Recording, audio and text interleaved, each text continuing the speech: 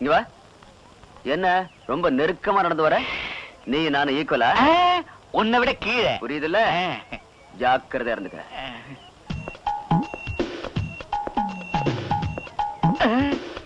என்ன தம்பி பிரேக் அடிச்சுட்ட? இங்க வா.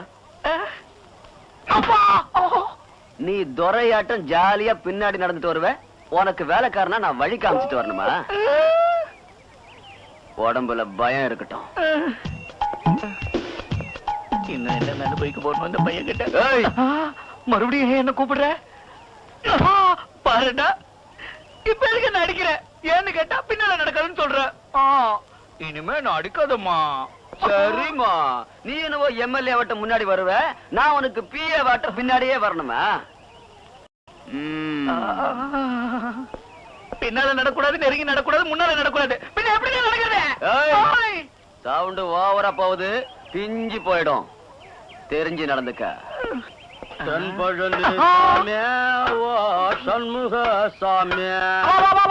நான் படுற கஷ்டத்துல இந்த பிச்சைக்காரன். Hello father, how are you? நான் சரசமாவுடைய ரத்தா. உன்னை இந்த பூமி மேல நடக்க விட கூடாதுங்கிறது ஏன் திட்டா. அதனால இப்பவாது என்ன உன் புள்ளன்னு கட்டி புடிச்சுக்கோ. என்ன பெத்த ஆத்தாவும் கஷ்டத்தெல்லாம் தீர்த்துருவா. இந்த பைத்தியக்காரத்தனத்தை விட மாட்டேன். நீ யாரு நான் சொல்லட்டா? அம்மாடி, ஏன்டா என் உயிரை இப்படி எடுக்கிற? நான் உனக்கு ஃபாதராடா. என்ன இப்படி கூப்பிட்ட நான் தாம்பரம் பக்கம் ஓடி போயிடுவேன். நீ எங்க வேணாலும் போ, அங்க வந்து நீதான் என் அப்பன்னு சொல்லுவேன். எவனாவது கேட்டா இதோ ப்ரூஃப். உன்னால இது என் அம்மாவுக்கு அப்ப தரப்பட்ட செருப்பு. இத பார்த்தாவது புரிஞ்சிக்க. நான் கொடுத்த செருப்பா? எங்க கொஞ்சம் காட்டு பாக்கலாம். தேங்க்ஸ். இந்த மட்டவான செருப்பு நானே போட மாட்டேன். மவன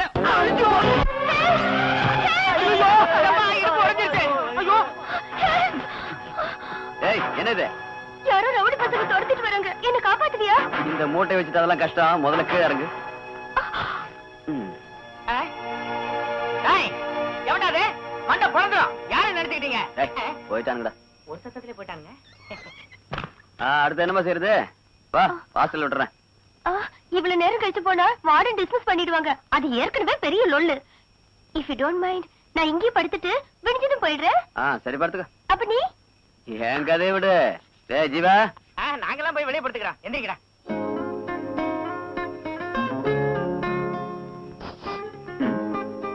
எனக்கு ஏதாவது இருக்குமா? என்ன? அதான் திங்கிறதுக்கு. அடுப்படிக்கு போய் பாரு, வடையோ பூரியோ இருக்கும், எடுத்து தின்னு. சூடா என்ன இருக்கு? அடுப்புல நெருப்பு. அதுல கெட்டி சட்னி வச்சு தருவியா? ஆயிடுச்சு. என்னவோ ஓவர் ஆயிடுச்சு உனக்கு. ஆமா, ஓவர் ஆயிடுச்சு. என்ன பிச்சு தின்னு.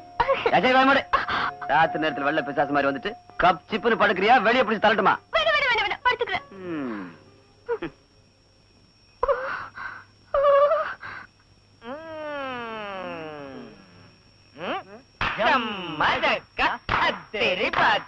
ராத்திரி முழுக்க தூக்கம் போச்சா?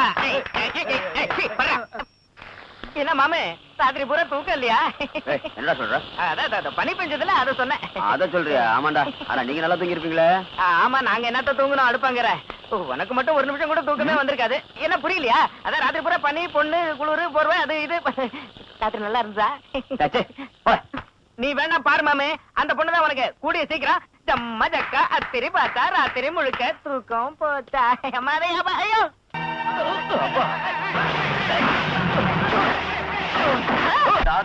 கைய வச்ச இந்த தடி பசங்களை 7-14 வருஷம் ஜெயிலுக்குள்ள வைங்க. என்ன செலவானாலும் பரவாயில்ல. நீங்க கவலைப்படாதீங்க, நாங்க கவனிச்சுக்கிறோம். கவனிங்க. எந்த ஊரு தம்பி உனக்கு? தம்பி பேர் என்ன? ஐயோ தம்பி, உனக்கு நான் என்ன கைமாறு செய்ய போறேனே? அங்க அங்க 10-15 பேரை ஒத்த காலால பாஞ்சு பாஞ்சு உதைச்சு உன்னை காப்பாத்துனவங்க கிட்ட பேர் என்ன கேட்ட பட்டுன்னு வச்சுட்டானக்கா. உன் மூஞ்சும் முகரையும் சுப்ரீம் கோர்ட் வரைக்கும் போவே நான் சொல்ற மரத்துல ஏறிக்கிட்டு செருப்பு பிஞ்சிடும். புடா கால. ஏய், தலைமுடி. எப்படி இருக்குப்பா? என்னங்கடா இது? நான் எங்க இருக்கேன்? வெக்கம் கட்ட பொண்ணு. வெக்கமா? யாருக்கு? நீ ஏதோ மயக்கத்துல இருக்கிற தம்பி. ஒன்ன சொல்லல, இவள. இவளா? சிச்சி, இவங்களா? யார் இந்த பாப்பா? நான் பாப்பாவும் இல்ல டீப்பாவும் இல்ல, அவரோட பொண்ணு. ஓஹோ, அப்படின்னா இவங்க தங்கச்சியா? அவ என்னோட பொண்ணுப்பா. வயசு 12 தான், உடம்பு கொஞ்சம் பெருத்துடுச்சு. என்னது? உங்களுக்கு உங்களுக்கு இவ்வளவு பெரிய பொண்ணா? இவ்வளவு பெரிய பொண்ணுக்கு இவ்வளவு சின்ன அம்மாவா? நல்ல காலம். நம்ப முடியாத விஷயம் தான் இதான் போல இருக்கு. அது சரி, நான் தெரியாம கேக்குறேன். இவ்வளவு சின்ன வயசுல உங்களுக்கு இவ்வளவு பெரிய வயசானவர் எப்படி கட்டி கொடுத்தாங்க? அதெல்லாம் ஒரு பெரிய கதை தம்பி. தவறு செஞ்சா செஞ்சதுதான்டா மகாதேவான்னு அந்த காலத்துல என்ன பெத்தவங்க அவசரப்பட்டு இவருக்கு கல்யாணம் பண்ணி வச்சுட்டாங்க. அப்பா அகிலா, நம்முடைய மேரேஜ், அதோட பேக்ரவுண்ட், நம்ம தாம்பத்திய வாழ்க்கை ரகசியம், இது எல்லாத்தையும் அவர்கிட்ட சொல்றதுக்கு அவர் ஒண்ணும் டாக்டர் உதயமூர்த்தியும் இல்ல, ஜப்பான் டாக்டர் கானூனும் இல்ல. ஏ, உங்களுக்கே இவ்வளவு கோவம் வருது? நான் எங்க இருக்கேன்னு தானே. அவர் எப்பவும் இப்படிதான் தம்பி. நீங்க என்ன வேலை செய்றீங்க? பொழைக்க வழி தெரியாம விலாசம் இல்லாத கடுதாசி ஆட்டம் நான் தெரு தெருவா தெரிஞ்சுக்கிட்டு இருக்கேன். அத்தை, நீங்க தான் எனக்கு ஏதாவது வழி காமிக்கணும். ஏன் இப்படி எல்லாம் பேசுற தம்பி? நீ என் உயிரை காப்பாத்தினவன், அதுக்கு கைமாற நான் எதுவும் செய்ய மாட்டேனா? நீ என்ன பண்ற? நம்ம வீட்டை கவனிக்கிற மேனேஜர் ஆயிடு. அப்ப நானே சுப்ரீம் கோர்ட் வரைக்கும் போவேன்னு மரத்துல ஏறின கழுத. தம்பிக்கு ஒத்தாசையா இரு. இது அநியாயம். உனக்கு இஷ்டம் இல்லைன்னா போயிடு. இஷ்டம் இல்லைன்னு சொல்லலம்மா, எனக்கு அதிர்ஷ்டம் தரித்திரங்கிற பேர்ல தான் வரும். பாவம், ரொம்ப களைச்சு போயிருக்க. காலையில பேசிக்கலாம். படுத்துக்கு தம்பி. Good night. ஒரு விஷயம், உனக்கு தூக்கம் வரலன்னா ஏசி மிஷின் இருக்கு, போட்டுக்க. ஜில்லுன்னு இருக்கும். வாடி வெளிய. இரு, டாட்டா சொல்லிட்டு வரேன். வெளியில வா, பேசிக்கிறேன். டாட்டா சொல்றேன். பையா. சரி பொண்ணு. ஏண்டி, பழக்கம் இல்லாத ஆம்பளைங்க கூட பேசக்கூடாதுன்னு பேசிக்கிட்டே நிக்கிற? அகிலா, சந்தியா விஷயத்துல நீ ரொம்ப எச்சரிக்கை பண்ணேன்னு வச்சுக்க. இவ படுக்கையில இருந்து மனுஷ மேல விழுந்துருவா. அப்புறம் நீ உன் பக்கம் இழுக்க, நான் என் பக்கம் இழுக்க, அசிங்கமா போயிடும். வாய் மூடுங்க. இன்னொரு தடவை அந்த பையன்கிட்ட தனியா பேசுனேன், இடிச்சிடுவேன். பேசக்கூடாது அவன்கிட்ட. நீ சொன்னதுக்காகவே அந்த பையனுக்கு நான் சிக்னல் கொடுக்கறேன். காவியமானவன் நீ நீ நீ நீ நீ நீ. ஐயா தர்மம், சாமி தர்மம் தர்மம் தர்மம் தர்மம். ஐயா தர்மம் தர்மம் தர்மம் தர்மம். இது தர்மம் இல்ல டாடி. டாடியா? நான் உனக்கு டாடியா? தட்னா தஞ்சாவூர்ல போய் விழுவேன். அந்த மாதிரி சொல்லாத டாடி. நான் பசியோட போராடுறேன், நல்லா திட்டிடுவேன். இத்தப்படி சரியா 30 ஆண்டுகளுக்கு முன்ன இதே ஊரு பஸ் ஸ்டாண்ட். நைட் எஃபெக்ட், மேல ரெயின் எஃபெக்ட். அப்போ என் அம்மா கையேந்தி கையேந்தி களைச்சு போய் வந்து படுத்தா. நீ வந்த, தொட்ட,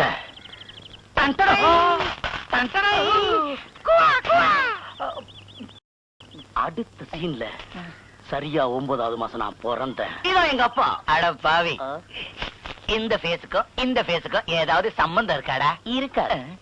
ஏன்னா நான் குளிக்கிறது சினிஸ்டாஸ் யூஸ் பண்ற சோப்பு, ஆனா நீ குளிக்கிறது யாருமே தொடாத சீக்க. அது மட்டும் இல்ல, நான் எங்க அம்மா மாதிரி. அதான் அதிர்ஷ்டம். எது இப்படி கையெந்திரதா? நம்பிக்கை இல்லையா? 1 மினிட். இந்த கொடை எங்க அம்மா மயங்கி கிடந்தப்போ அன்பு காணிக்கை அவங்களுக்கு நீ கொடுத்தது. இந்த கொடையை எடுத்துக்க, என்ன உன் குழந்தைய ஏத்துக்க. கொடையா? யா, நான் கொடுத்தேனா? யா, எங்க காட்டு பாக்கலாம். வீட்டுக்கு போய் யோசிச்சு சொல்றேன். Take your own time. ஜாக்கிரதை, இன்னொரு தடவை டாடி அப்படின்னு சொன்ன உன்னை பிச்சை எடுத்து பிச்சை தீனி போட்டுருவேன். Be careful. நான் சென்னைக்கு போய் ஒரு நடிகனா திரும்பி வந்து பூவாயால என் குழந்தைன்னு கூப்பிட வைக்கல, நான் பிச்சைக்காரன் தான்.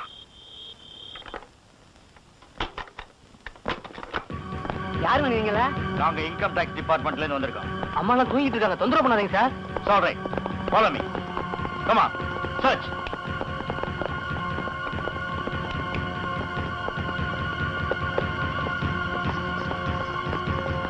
யார் அது? என்ன வேணும்? என்னையா உங்க இஷ்டத்துக்கு உள்ள வரீங்க? நாங்க இன்கம் டாக்ஸ் ஆபீஸ்ல இருந்து வந்திருக்கோம். அதுக்கு இதான் நேரமா? அகிலா, நான் தான் அடிக்கடி சொல்லுவேனே, அதிகமான வருமானம் வரும்போது நாம கவர்மெண்ட்டுக்கு கணக்கு காட்டித்தான் ஆகணும். அப்படி செய்யலன்னா திடீர்னு கூப்பிடாத விருந்தாளிங்க மாதிரி திபு திபுன்னு வருவாங்க, கணக்கு கேட்பாங்க, நாம சொல்லித்தான் ஆகணும். இப்ப காட்டு. எதுக்குங்க காமிக்கணும் கணக்க? ஏன் ஆஸ்தி கணக்க உங்களுக்கு எது காமிக்கணும்? முதல்ல வெளிய போங்க. பாருங்கம்மா, இது எங்க டியூட்டி. மரியாதையா வாய மூடிட்டு ஓரமா போங்க. கலாட்டா பண்ணியே முதல்ல உங்க கஸ்டடியில வச்சுட்டு அப்புறம் எங்க கடமை செய்ய வேண்டி வரும். அகிலா நீ சும்மா இரு. ஐயா நீங்க உங்க வேலையை பாருங்க.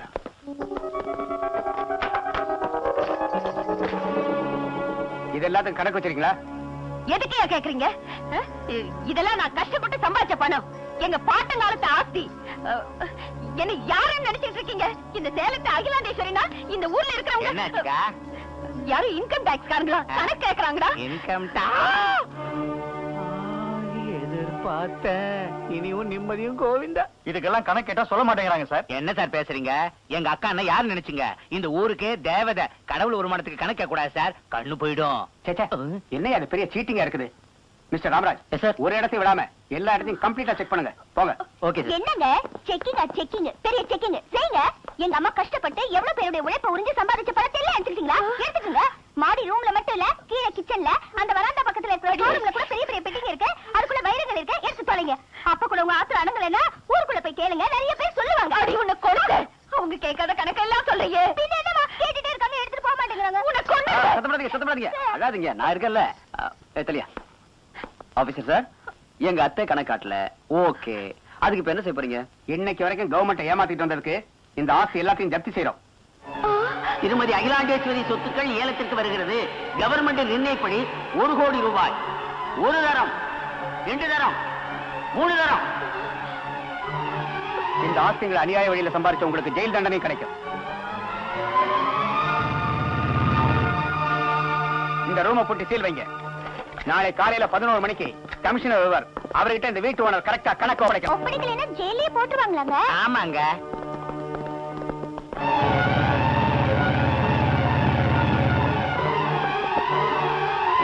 திருமதி அகிலாண்டேஸ்வரி சொத்துக்கள் ஏலத்திற்கு வருகிறது. கவர்மெண்ட் நிர்ணயப்படி 1 கோடி ரூபாய். 1 தரம், 2 தரம், 3 தரம். முடியாது தம்பி கல்யாண், நான் சோறு இல்லாம போனாலும் பொழைச்சுக்குவேன், பச்சை தண்ணி இல்லாம போனாலும் பொழைச்சுக்குவேன், இன்னைக்கு என் மானம் போனாலும் நான் பொழைச்சுக்குவேன். ஆனா இந்த ஆஸ்தி, அந்தஸ்து, மாலை, மரியாதை, ஆடம்பரம் எதுவும் இல்லாம போனா நான் ஒரு நிமிஷம் கூட பழிச்சிருக்க மாட்டேன் தம்பி. இந்த கண்டத்துல இருந்து நீதான் என்ன கரையேத்தணும். என் ஆஸ்தி போக கூடாது, நான் ஜெயிலுக்கும் போக கூடாது. இதத்தான் சொல்லுவாங்க. அம்புலி மாமாவை காட்டுறேன் வாடான்னு தாய் மாமன் கூப்பிட்டா வேண்டாம் வேண்டாம், லைட் ஹவுஸ் பக்கத்துல கடலுக்கு நடுவுல போய் செத்து போயிறேன்னு சொன்னானா சின்ன பையன். அந்த கதையா இருக்கு. கட்டிக்கிட்டவன் நான் இருக்கேன், தட்டி கொடுத்து ஆறுதலா சொல்ல தம்பி இருக்கான். நாங்களே என்ன செய்வோம்னு தெரியாம கவலைப்பட்டுக்கிட்டு இருக்கோம். கல்யாணம் வந்து உனக்கு என்னத்தை செஞ்சிட போறான். மாமா, எனக்கு மூடு வந்துச்சு. அத்தையோட ப்ராப்ளம் எல்லாம் ஒரே நாள்ல சால்வ் ஆயிடும். அந்த கதையே வேற. ஓகே, அந்த மூடுக்கு இப்ப வந்திருப்பா. என்ன இந்த பிரச்சனையில இருந்து கரையேத்திட்டா நான் செத்து உனக்கு பிள்ளையா பிறக்கிறேன். அத்தை, உங்களுக்கு ஜெயில் தண்டனை கிடைக்க கூடாதுன்னா ஒரே வழிதான் இருக்கு. என்னப்பா அது? உடனே பழைய ஸ்டாம்ப் பேப்பரை கலெக்ட் பண்ணி ஆஸ்தி முழுக்க மாமா பேர்ல எழுதிருங்க. எழுதிட்டா ஆஸ்திக்கு ஓனர் மாமா ஆயிடுவாரு. நல்லது கெட்டதை அவர் பாத்துக்குவாரு. பிரச்சனை உங்களுக்கு இல்ல, நீங்க ஜாலியா இருக்கலாம். அப்ப நானு ஜெயிலுக்கு எல்லாத்தையும் உறிச்சு வச்சாதான் புரியும் மாமாவுக்கு. ஜெயிலுன்னாலும் ரயிலுன்னாலும் எனக்கு ஒத்து வராதுப்பா. நம்மளை விட்டுருங்க.